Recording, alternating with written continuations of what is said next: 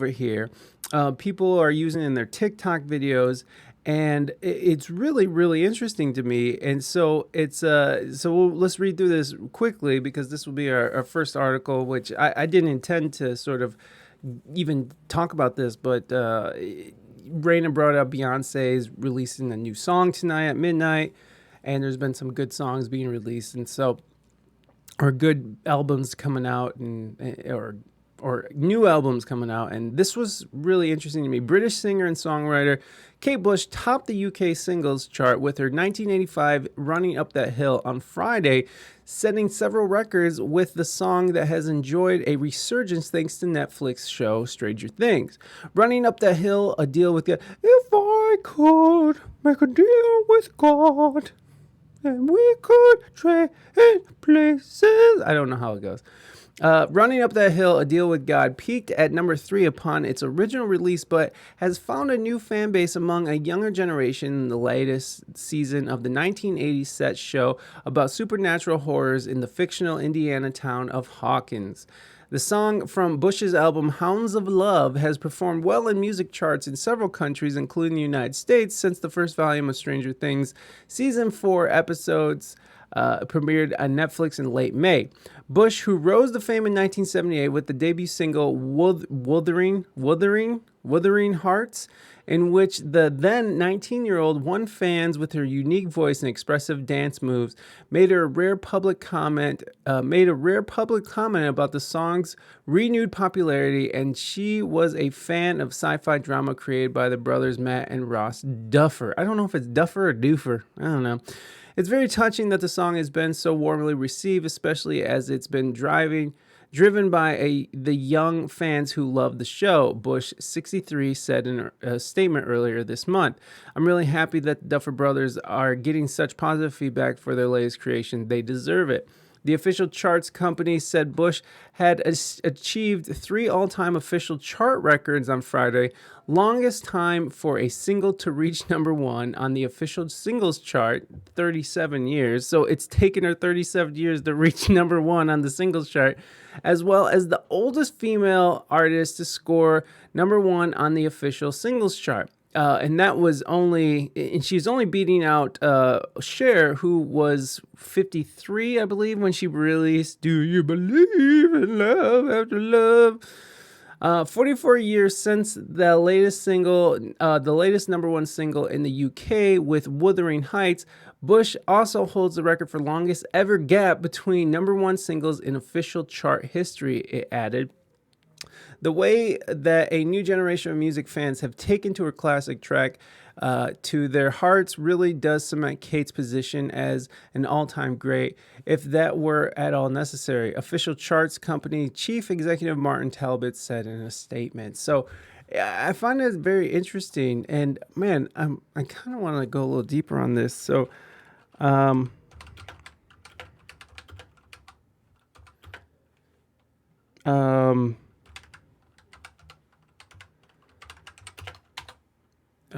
sorry.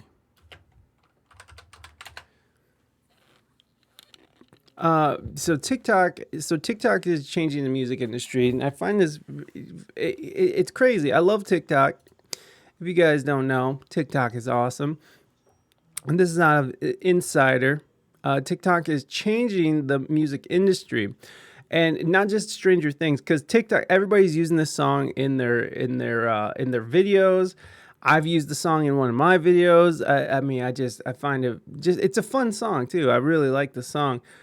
No thanks, get out of here. TikTok is an essential promotional tool for music artists and record labels. Songs can rise up organically on the app even if they've been outside the mainstream for decades. Marketers can also hire influencers to help a song take off, sparking a wave of user-generated posts from their fans. Am I gonna burp? I don't know. And some artists even set up private listening sessions with TikTok influencers and hope that they will help new songs gain steam on the app. The company has a global team that works with artists and record labels, negotiates licensing deals with right holders, and builds new ways for TikTok to convert its cultural influence into reoccurring revenue. This is so interesting because they're literally they're tweaking. They're able to, as before, where you were able to record companies would send out these singles to radio stations, and they'd have to actually pay these radio stations to play their music. And hopefully, the song catches on and then it spreads.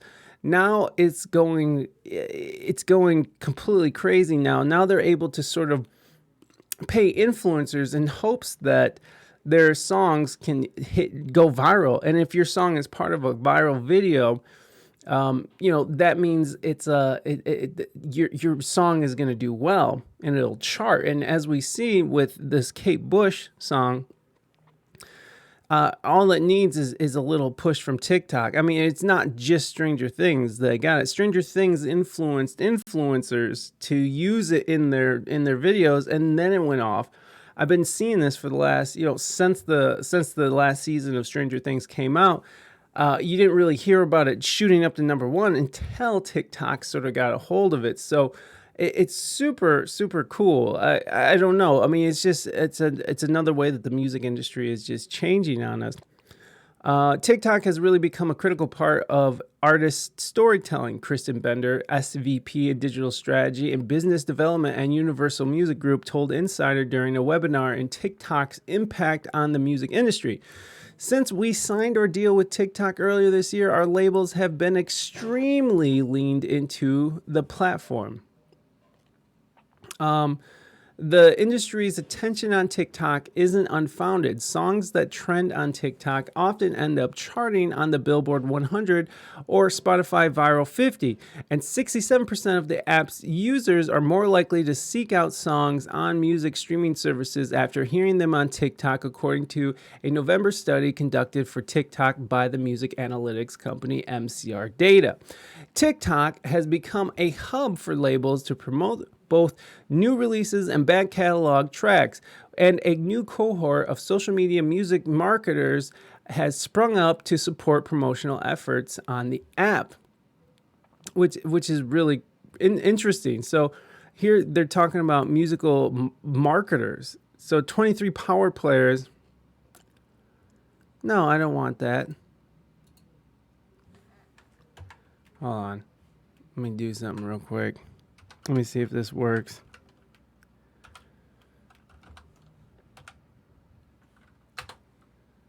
If I could make a deal with God. Nope, that's not working. So here we go. We got a paywall here, folks. It's a paywall. Boo. Paying creators to promote songs on TikTok. This is really actually important. These 23 music marketers, hold on. Music marketers for TikTok. These companies, here's a quick upfront prices. So here you can find here Upwork, De Novo Agency, 100% organic music marketing. Okay. Promote your music on TikTok. Let's just go on one of these.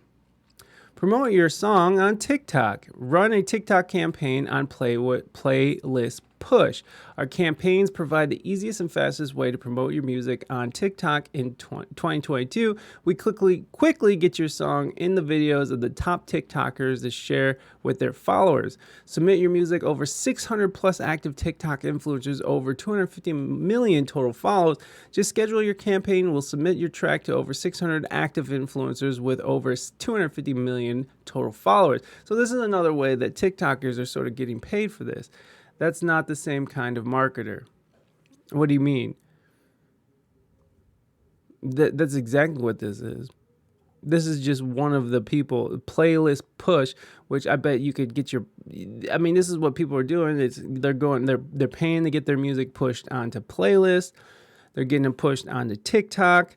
That's exactly what this is.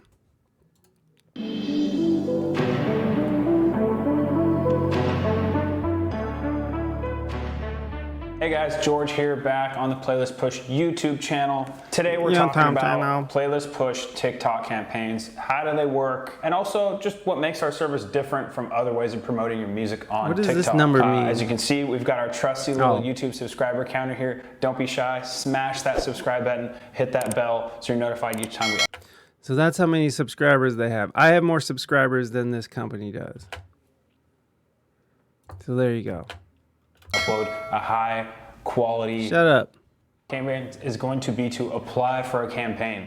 This is the same thing as Spotify. It's very easy. You just go to playlistpush.com, apply, tick that TikTok box. So there you go. So there you go. Here's what I was just saying. You can pay to get your music on the playlist, or you can get them on the TikTok videos. And so these TikTokers are getting paid to play these songs in the background while, because people like companies like this are out there shuffling their music out there. Now, I don't, I'm not going to talk shit about this because however you can get it out. I mean, the organic growth is so hard these days to get people to get a song go viral on its own. And one of the first songs that I can really remember sort of doing this is Old Town Road, right? Like Lil Nas X and Billy Ray Cyrus. That was like one of the first where people recognized, and these companies started popping up overnight, where these companies recognized that TikTok is a very useful tool in promoting one's music. Excuse me, I'm choking on my own spit again. And so I just find that fascinating. That's sort of where things are going. And paying to get on playlists has been something that's been around for a while. Again, this is coming from, this started back a long time ago, back in the days of rock and roll, and probably even before that, where you pay a DJ to spin a single, and if people like it, they'll call in and be like, oh, play It's a Hard Day's Night, please, I love that song, and then the Beatles blow up because people really liked it. Then there's the idea of you can pay, these record companies were paying to push your song on rotations for radio. And now radio is still something that is very prevalent, but it's not like TikTok and Spotify is. Radio is one of those things. I mean, people always say that radio is on its way out. I know a couple DJs who work for radio stations, and it is a grind. It's a grind to get sponsors. It's a grind. People still rely on the radio for a lot of their news, and they're listening to music on the way to work. But as the younger generation grows into this new technology, and as the older generation sort of grows out, I mean, how many people are actually out there buying CDs now? It's a very select few people who are in an older demographic that are like, I'm going to buy a CD for my CD player. More younger people are more likely, if they're going to buy a physical unit, they're more likely to buy a vinyl record, which that's where I'm at. I don't buy CDs. CDs suck. I mean, there's something beautiful about the sound, the quality of a CD, but CDs suck. They skip and they scratch and it's stupid, and like, they held the market for a very long time. But now that things are being streamed, now that this new generation is using TikTok, Spotify, all these different avenues to get their music out, this is the new way to do it. So if I was somebody who had a budget and I was trying to get my music out there, this would probably be one of the ways to go. I've heard other artists who are like, I have to get I gotta get my song on a viral video before I can release my album. I've read bigger artists who are signed to major labels say this, and it's a very, you think about that as like that sounds awful, to be beholden to the idea of like whether or not your song's gonna go viral or be on a viral video. But if you have the budget, you can sort of just pay it. And I'm guessing if you hit, the more money you have, the more likely your video is going to be pushed onto a bigger influencer and get more play. So I find that completely fascinating.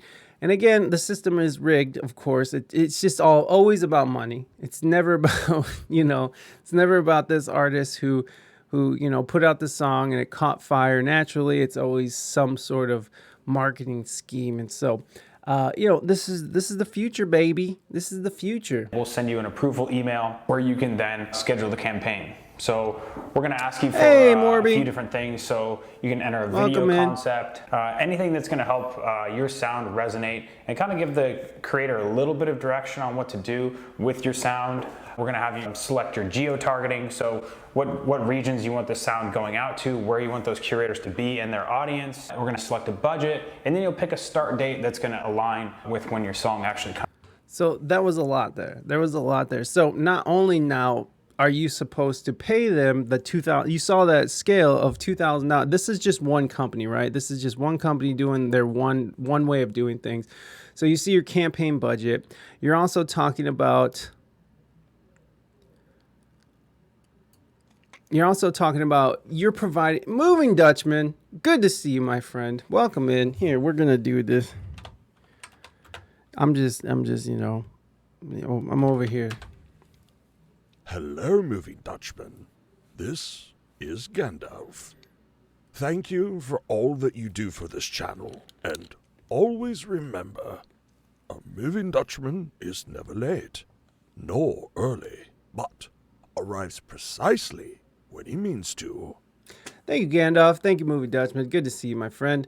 We're just talking about the new music industry and how people are getting their music played.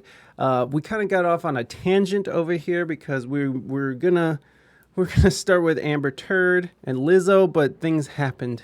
So much truth there. Yeah, I agree, Moving Dutchman. I agree.